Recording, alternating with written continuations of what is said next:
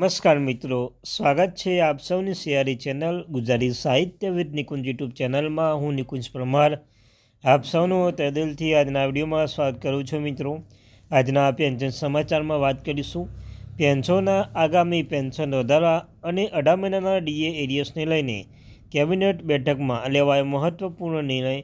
તો કયો નિર્ણય લેવામાં આવ્યો છે તો તેના વિશે આજના વિડીયોમાં ચર્ચા કરીશું. ચર્ચા કરતાં પહેલાં ચેનલમાં નવા છો ચેનલ સબસ્ક્રાઈબ કરી લો, વિડીયોને લાઇક કરી લો. તમને અમારી આ ચેનલ પર સરકારી કર્મચારી, નિવૃત્ત કર્મચારી, પેન્શનધારક બાબતે હર એક અપડેટ મળતી રહેશે. તો આપણી આ ચેનલને સબસ્ક્રાઈબ કરીને બેલ આઇકન બટન દબાવવાનું ભૂલશો નહીં. વિડીયોને પણ લાઇક કરવાનું ભૂલશો નહીં. રોજના રોજ તમને આવી માહિતી આપણી આ ચેનલ ગુજરાતી સાહિત્ય વિદ નિકુંજ ચેનલ પર મળતી રહેશે. મિત્રો, પહેલાં આપણે વાત કરી લઈએ કે કર્મચારીના 8મા પગાર પંચની ઉત્સુકતા વધી રહી છે. તાજેતરમાં 8મા પગાર પંચ હેઠળ 45,000 મેળવતા કર્મચારીઓ માટે સારા સમાચાર આવે છે. 8મા પગાર પંચ લાગુ થતાં જ કર્મચારીના પગારમાં નોંધપાત્ર વધારો જોવા મળશે. ચાલો સમાચાર દ્વારા 8મા પગાર પંચ સંભવિત અમલીકરણની શોધ કરીએ. મિત્રો, કર્મચારીઓ માટે લોબી રાહ જોયા પછી હવે 8મા પગાર પંચ હેઠળ પગાર વધારો અંગે સારા સમાચાર આવે છે. 8મા પગાર પંચની રચના થઈ ગઈ છે. 8મા પગાર પંચ સીપીસી અપડેટ્સમાં અમલીકરણ સાથે કર્મચારીના પગારમાં નોંધપાત્ર વધારો જોવા મળશે. તો ચાલો 8મા પગાર પંચ અમલીકરણ પછી સંભવિત પગાર વધારો અંગે ચર્ચા કરીએ. મિત્રો, જ્યારે પણ નવો પગાર પંચ લાગુ કરવામાં આવે છે ત્યારે ફક્ત કર્મચારીના પગારની સમીક્ષા જ કરતું નથી, પરંતુ ભવિષ્યમાં પગારની ગણતરી કરવાના ફોર્મ્યુલા પર વિચાર કરે છે. એકવાર કમિશનની ભલામણો લાગુ થઈ જાય પછી સરકાર ફિટમેન્ટ ફેક્ટર નક્કી કરે છે. ફિટમેન્ટ ફેક્ટર કર્મચારીના મૂળ પગાર અને પેન્શન બંનેમાં વધારો કરે છે. ફિટમેન્ટ ફેક્ટર એ કર્મચારીના પગાર નક્કી કરવા માટે વપરાતો ગુણક છે.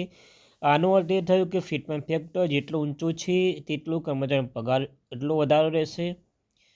ફિટમેન્ટ ફેક્ટર કેવી રીતે કાર્ય કરે છે? તો તે જ સમયે કર્મચારીના મૂળ પગાર હાલમાં 35,000 રૂપિયા છે. જો 8મો પગાર પંચના 257 ફિટમેન્ટ ફેક્ટર લાગુ કરવામાં આવે તો કર્મચારીના નવો પગાર લગભગ 35,000 રૂપિયા ગુણ 257 29,950 રૂપિયા થશે. જો 8મો પગાર પંચ ફિટમેન્ટ ફેક્ટર 2.0 થી 2.5ની વચ્ચે રાખવામાં આવે તો કર્મચારીના નવો પગાર 70,000 રૂપિયાથી 27,500 રૂપિયાની વચ્ચે હોઈ શકે છે. એટલે કે કર્મચારીના પગાર એક જ વારમાં 30,000 રૂપિયા વધી શકે છે. મિત્રો, પગારની ગણતરી કેવી રીતે કરવામાં આવશે? ઉદાહરણ તરીકે સમજીએ, જો કોઈ કર્મચારી વર્તમાન કુલ પગાર 45,000 પ્રતિ માસ છે તો એમાં મૂળ પગાર, ડીએ, એચઆરએ અન્ય ભથ્થાઓમાં સમાવેશ થાય છે. ઉદાહરણ તરીકે કર્મચારીના મૂળ પગાર 18,000 રૂપિયા છે તો વર્તમાન 7મા પગાર પંચ હેઠળ ફિટમેન્ટ ફેક્ટર 257 સ્થાપિત કર્યું છે, જે ફિટમેન્ટ ફેક્ટર દ્વારા મૂળ પગારનો ગુણાકાર કરે છે. મિત્રો, જો 8મો પગાર પંચ કમિશન પર સમાન ફોર્મ્યુલા પર લાગુ કરવામાં આવે તો 3.0 અથવા 3.1 ગણું ફિટમેન્ટ ફેક્ટર લાગુ પડશે. આના પરિણામે કર્મચારીના માટે આશરે 54,000 થી 56,000 નવો મૂળ પગાર થઈ શકે છે. જો આપણે આ પગારના 35 થી 42% ડીએ અને અન્ય ભથ્થા ઉમેરીએ તો કર્મચારી પગાર આશરે 78,000 થી 85,000 પ્રતિ માસ થઈ શકે છે. આનો અર્થ એ થયો કે જો 45,000 કમાતા સામાન્ય સરકારી કર્મચારીને આશરે 30,000 થી 40,000 વધારો થઈ શકે છે. તો મિત્રો, આશરે જો ફિટમેન્ટ ફેક્ટર 3 થી 3.1 રાખવામાં આવે તો 54,000 થી 56,000 નવો મૂળ પગાર મળી શકે છે. આમ સામાન્ય 45,000 પગાર ધરાવતો વ્યક્તિ કર્મચારીઓને કમસે કમ 30,000 થી 40,000 પગાર વધારો મળી શકે છે.